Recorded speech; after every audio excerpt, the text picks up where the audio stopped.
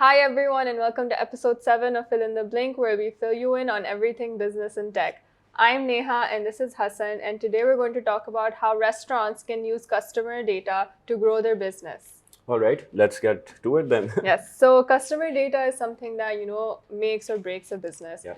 If you don't know who your customers are, what they want, you won't be able to leverage that information to create curated, promotions and Yeah. offerings that resonate with the customers, and at the end of the day bring in more money and more orders for the business. Exactly. But yeah.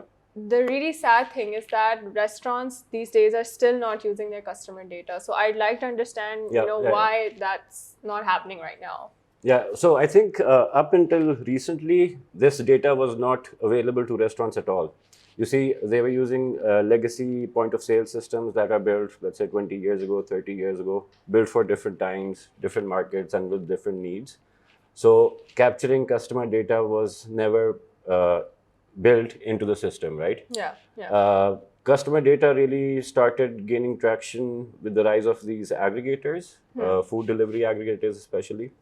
And even the aggregators, they don't share the data with the customers. Yeah, they don't. They keep it to themselves because they're saying that it's our platform, they're our customers. So they're using their brand's customer base to grow their own platform, right? Yeah. So imagine you're a burger joint and you sell 10,000 burgers in a month on an aggregator. You don't know who's buying those burgers, right? Yeah. So you just get that top level sales number, but you don't know how many repeat orders are coming, whether a person is ordering for a single serving or for a family at lunchtime, at dinner time.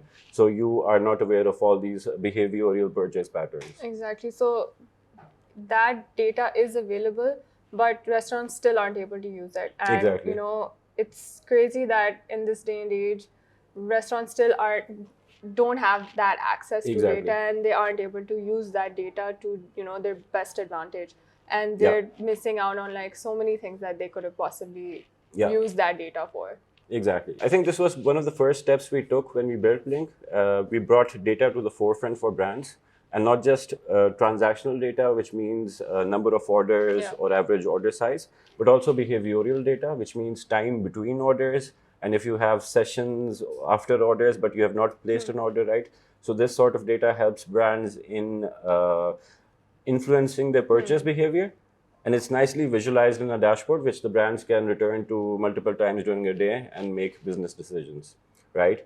So over time, we've enhanced the CRM and introduced automated workflows, which are essentially growth tactics. You leveraging all the customer data that you have and coming up with relevant campaigns for your audience, which is the most likely to convert. Which is you can build custom cohorts. Not all audience is the same, right? Some people would like to order at lunchtime in their offices. Some people would like to order for dinner on weekends for a family serving, right? So you can build these cohorts automatically and even target them automatically with customized campaigns, which are most likely to convert, right? So for example, someone who has not placed an order in more than 2 weeks, you can automatically send them a push notification. And someone who used to order a lot previously but has not placed an order in the last 4 months, they can be targeted with a separate campaign. The fact that we provide our customers with our restaurant partners with transaction and behavioral data is really important, as well as, the CRM module that Blink has, but that allows, targeted promotions, targeted campaigns for their customers. I think that's something that's really important, and that's how we're sort of capturing the online customer data, but what are we doing for offline customers, like dine-in customers? Yeah, great point. So we've recently introduced our QR ordering module, so which essentially helps a customer to scan a QR code, open the relevant app, get the menus, and place orders in store. Yeah. This also places them in the loyalty pool for the restaurants. So if a brand has a loyalty program going on, any dine-in customer can also be a part of this by just simply scanning the QR code, right? So this is our vision going forward, that we have to merge both the online and offline data points and eventually help the brands come up with a more relevant user experience, convenient user experience, relevant offers, and eventually make it a win-win situation for all stakeholders involved. Exactly. So the fact that, restaurants are making a lot of use out of this customer data, but it's also really helpful for the end customer as well, right? Like the average Joe.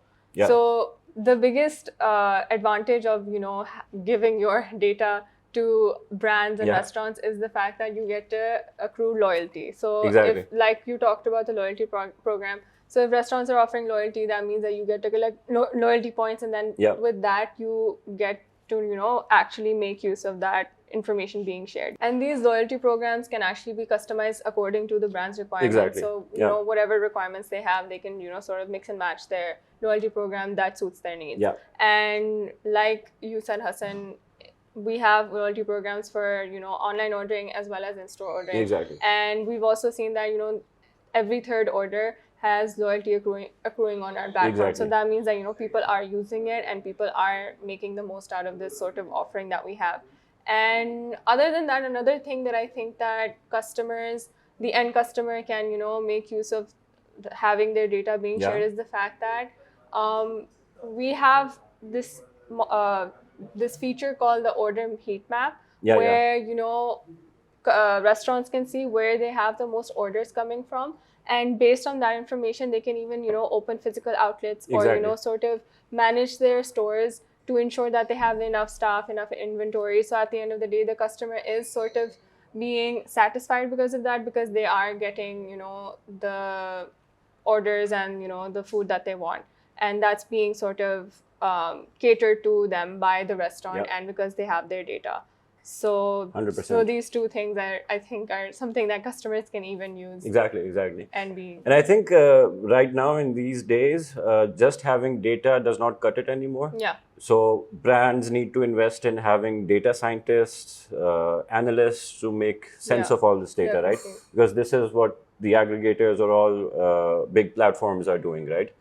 So, and traditionally, data scientist would not be a position you would associate with, let's say, someone flipping burgers or running a pizza joint, right?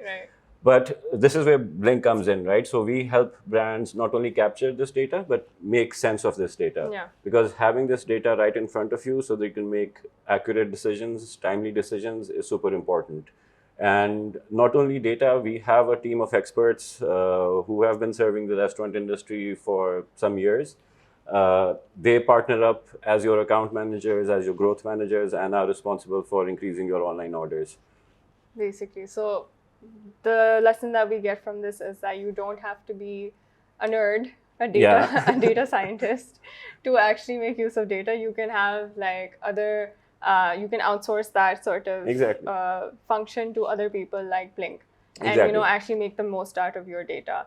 So thank you so much for filling me in on this, Hassan, and You're I welcome. will see you guys in the next episode. Thank you. All right.